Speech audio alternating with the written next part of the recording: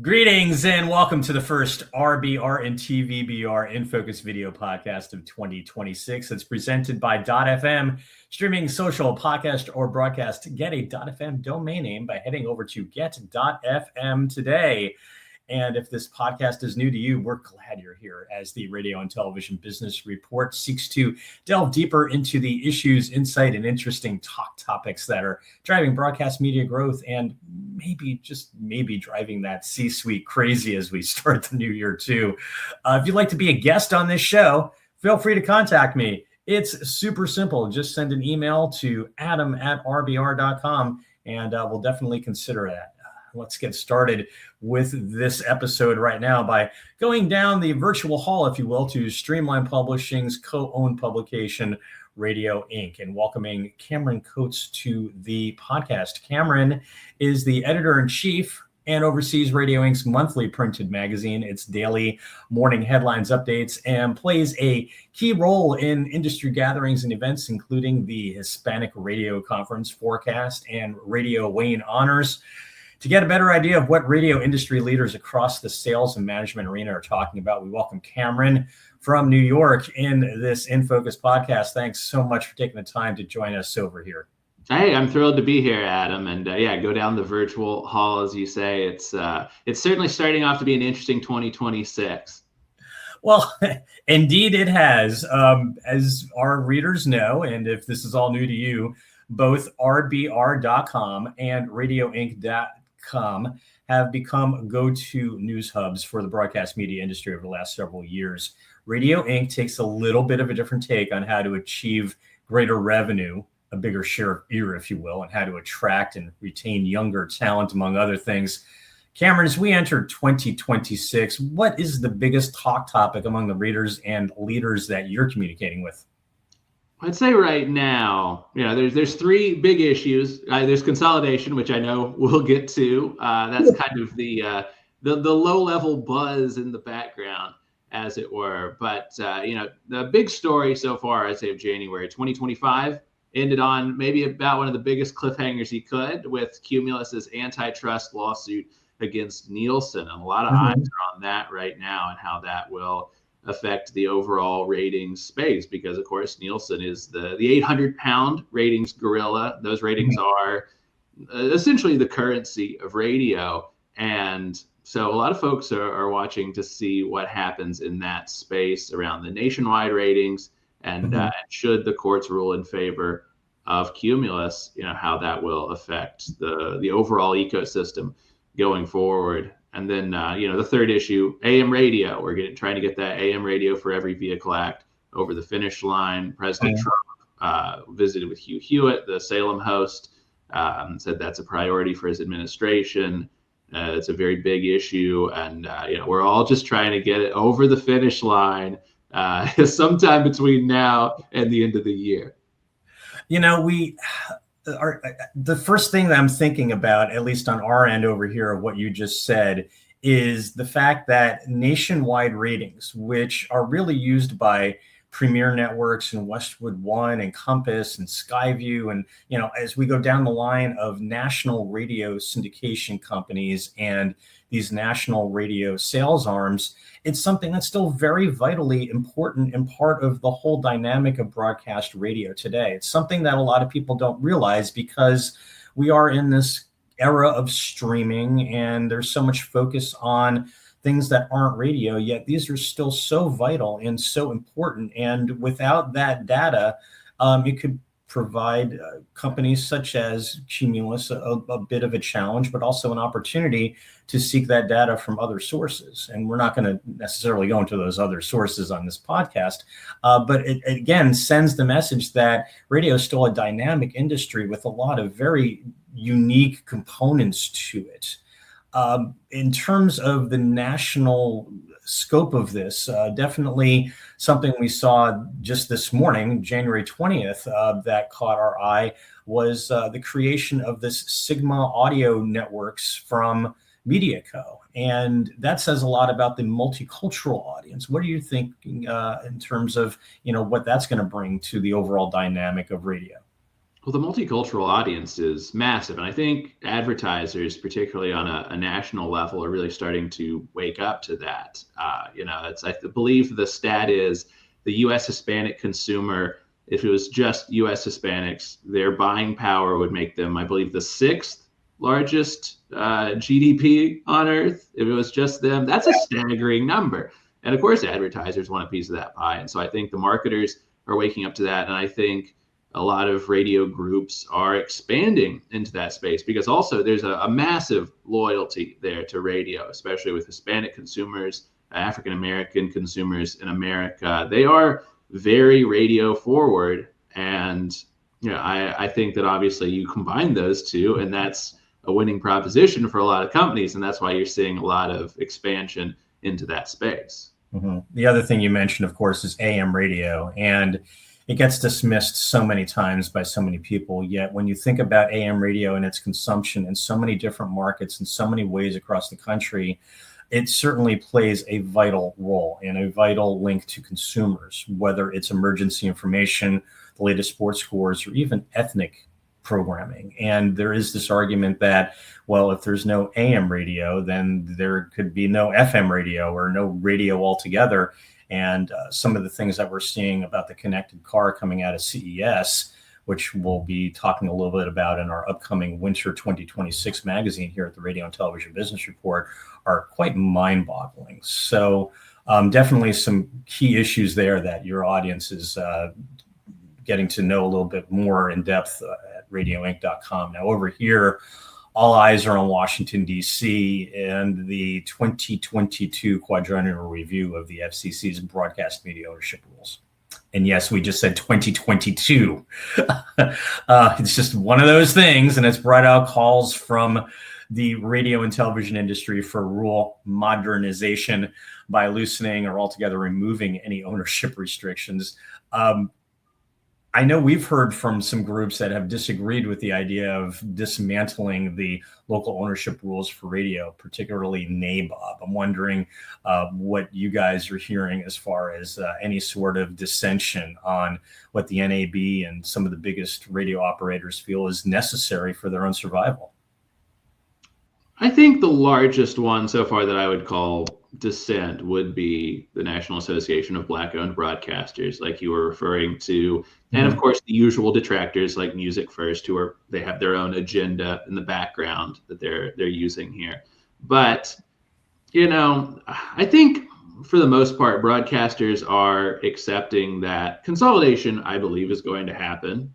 Chairman Carr has referred to that numerous times in some form. So I think there's discussion over what that should be. And of course, there's groups like the NAB that are pushing for very, very widespread deregulation of the ownership caps. But then there's, the national religious broadcasters say that, maybe deregulate AM radio, but keep some caps on FM. And then there's Salem Media, which is kind of a hybrid in between the two, deregulation of AM, and then a little looser on FM. So I think there's a lot of debate going on as to what that's going to be. But there hasn't really been much dissent outside of the people that you would expect. Hard to believe in roughly 3 months, radio and TV industry leaders will again be gathering in Las Vegas for the NAB Convention and Expo.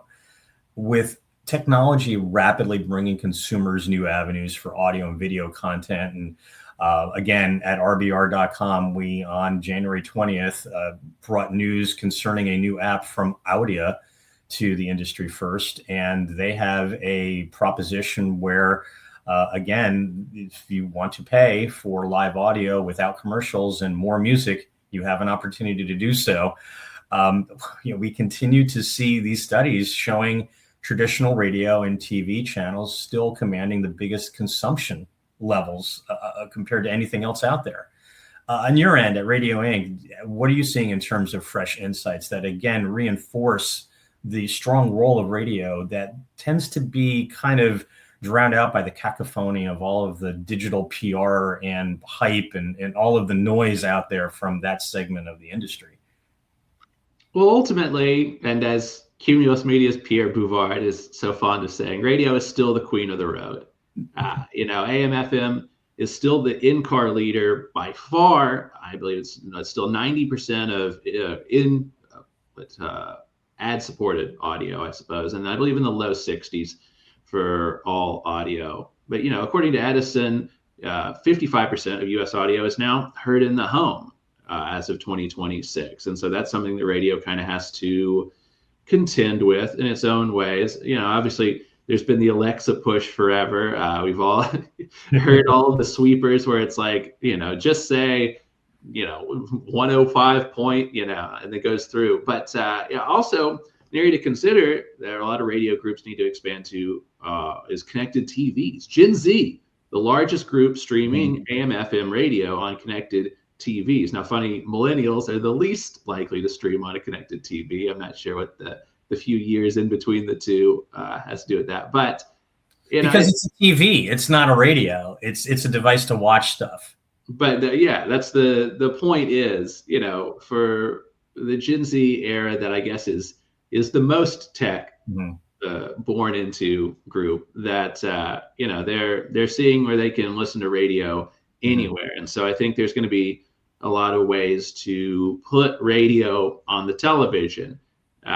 It's you're going to see a lot, I think, more expansion into CTV. It's like what Media Co is trying to do with like brands like Hot 97. I think you're going to see a lot more of that. I believe iHeart's done that with the Breakfast Club as well. So you're going to see these brands basically break into the CTV space, as well as just kind of the pure play streaming with the screensaver in the background. Which is something that I seem to be doing more and more just out of convenience. You have the TV with the Roku or whatever smart TV you have, and you scroll down the logos and you'll see Apple TV and Netflix and Amazon, and there's TuneIn, or there's iHeartRadio. And it's just something that I think is becoming more and more commonplace, and like you said, with that younger audience. So interesting insight there. The other thing that I wanted to bring up regarding radio and its continued consumption on high levels in particular is with that multicultural space that we've been talking about with Black consumers. And these are African-American along with Blacks of Caribbean descent. Radio leads by a large margin. Hispanics, same thing.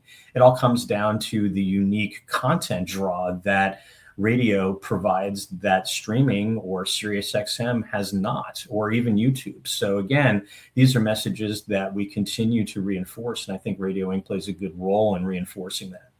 Well, thank you. And that's, not everyone has a radio in their house. Not everyone has an Alexa in their house or a smart device, but most people have televisions. So that's, that really is kind of the new space. So there's a lot of opportunity there. All right. Well, when we come back, we'll take a deeper look at what is on tap for readers of Radio Inc. magazine, while offering a preview of what you'll find in the Radio and Television Business Report 2026 winter magazine. That is coming February 9th, so stay tuned. We're going to put Cameron back into the green room. We're going to take a quick little break, and we'll be right back after this. Stay tuned. Launching the next big podcast, building a vibrant social community, or broadcasting your brand to the world, .fm is your signal to stand out. Don't just stream, streamline your success with .fm. Claim yours today at www.get.fm. And we thank .fm for presenting our InFOCUS Video Podcast. Let's welcome back to the podcast Cameron Coates, the editor-in-chief of Streamline Publishing's Radio Inc. Radio Inc.'s next magazine is coming soon. I'm wondering what readers can expect from a publication that only seems to be getting better with age. Some of the stuff that you've been putting out lately, if people are not looking at Radio Inc., maybe you should. That interview with Jeff Warshaw in particular at Connoisseur Media was great. And these are the types of industry conversations that you don't really see among the, 37 or 38 bloggers that are covering this industry from their desk. You're out there hustling. So what can readers expect when they pick up that next magazine from you guys? Well, thank you, Adam. 41 years strong for Radio Inc. this year. And, we're talking with another success story that's about in the 4-decade mark. Greg Davis of Davis Broadcasting is going to be on our February cover. And if you don't know Greg, he owns stations around Georgia. Fantastic family story. He runs that with his wife as operations manager, his son Greg Davis Jr. and his daughter Janice. It's a fantastic, 40 years is such an amazing story. And so we kind of reflect on legacy, on building that. He was very early into the Hispanic radio space. He was the first FM Hispanic radio operator in the Atlanta area. And just a great guy, honestly, just as nice a fellow as you'd hope to meet, but getting to pick his brain and hear his story, I think is really powerful. And so we're looking forward to sharing that along with, we've got our African-American Future Leaders list, which is one of our favorites. And we've got some other great features, including a really interesting story from our contributing editor, Dana Schaefer, who talked with Streams. They're a radio station in Alabama that are programming off of local streaming data and not off the charts. And I know a lot of people have looked at that space. It's kind of a grand experiment and really interesting story. And so kind of get some of the behind the scenes on that. And it's going to be a great piece, going to be a great issue. I want to give a shout out to Brian Barber, since you did mention Greg Davis. Hey, give me a call. It's been a long time. He was very active in putting Davis Broadcasting on the map when it comes to Hispanic radio in the Atlanta area.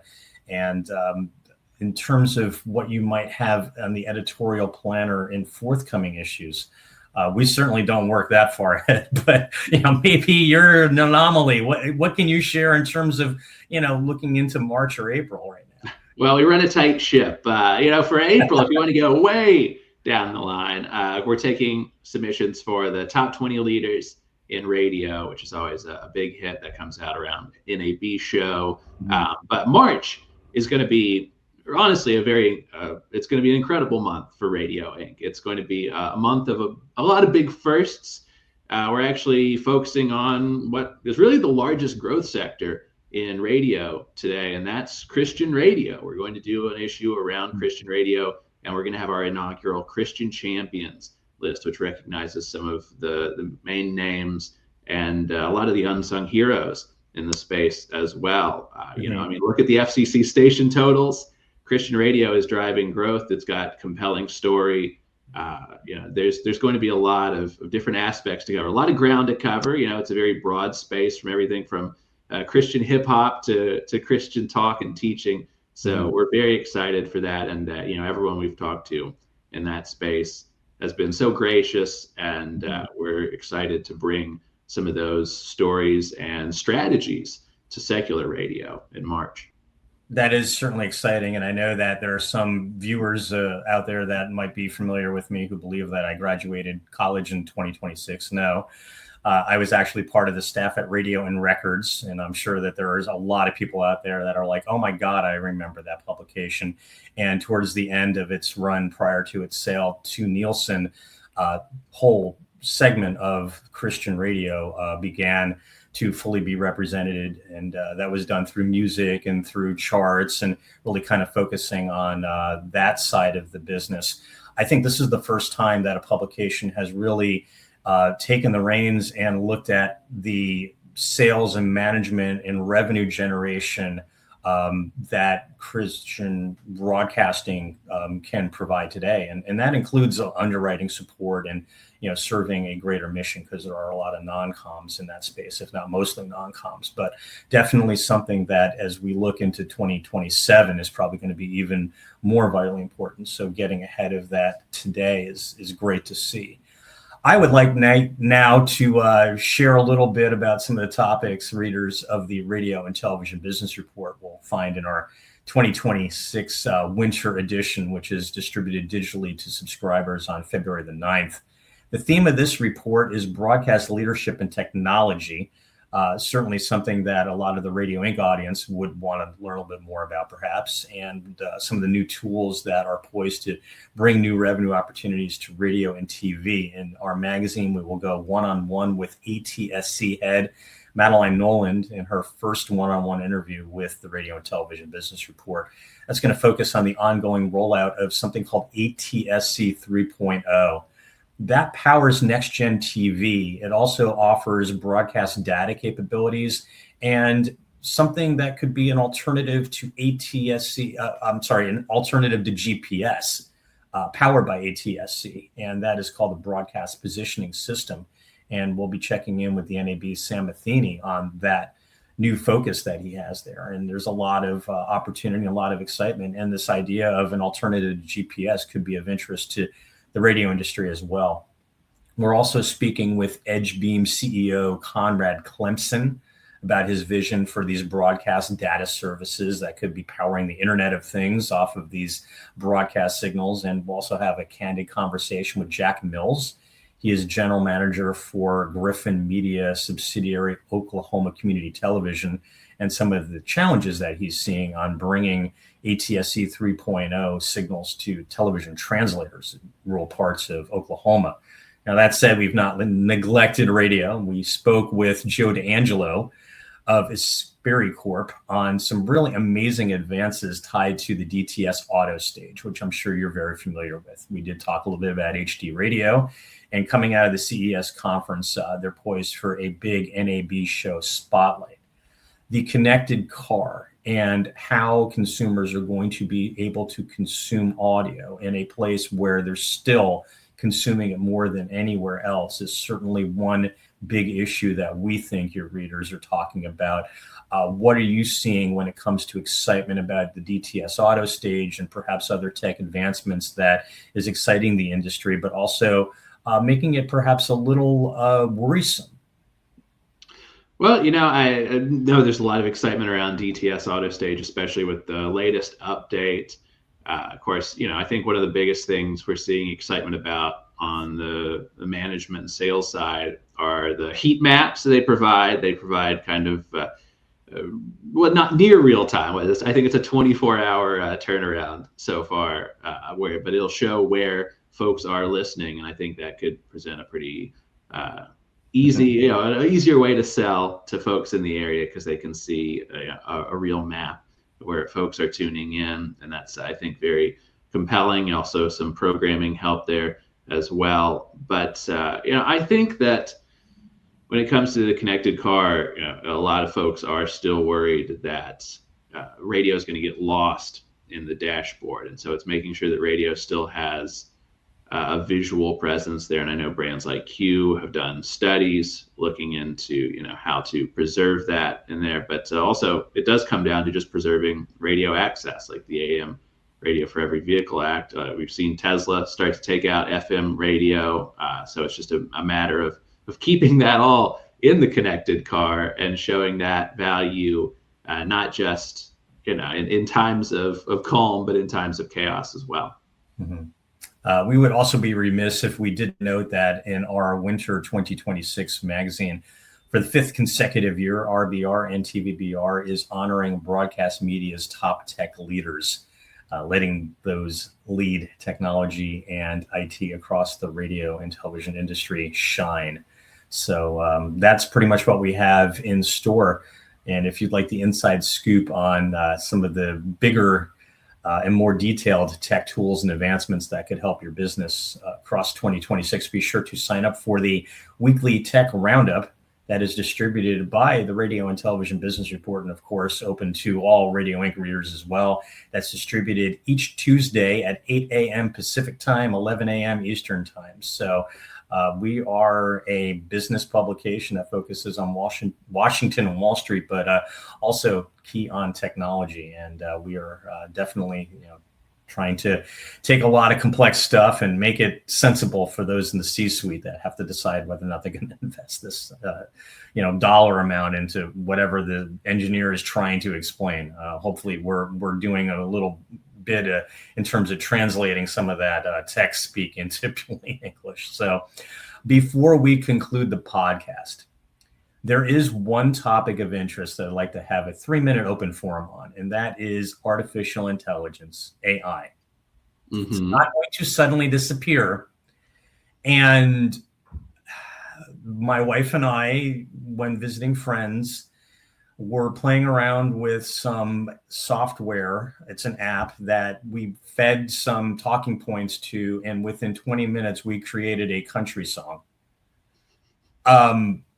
There's also news out there that the Swedish official music charts had to disqualify a song from being number one because they found out that it was created by AI, even though it had over millions of streams.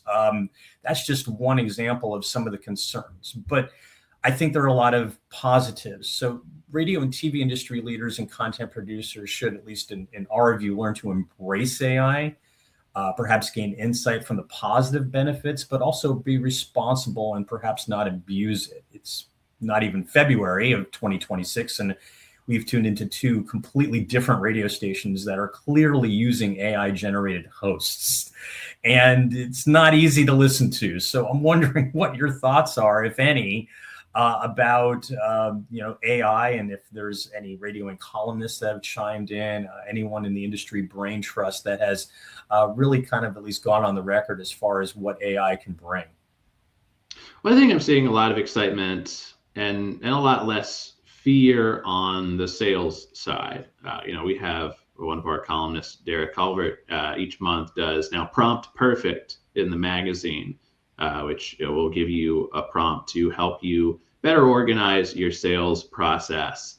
And that's kind of using it as a professional assistant type tool. I think is a lot of folks are warming up to that idea and learning more about that space. But I think, the on-air side is a lot different. There's still a lot of controversy over how much of the creative process we do want to hand over to AI. And I certainly understand those concerns as someone who was an air talent for most of my professional on-air, radio career.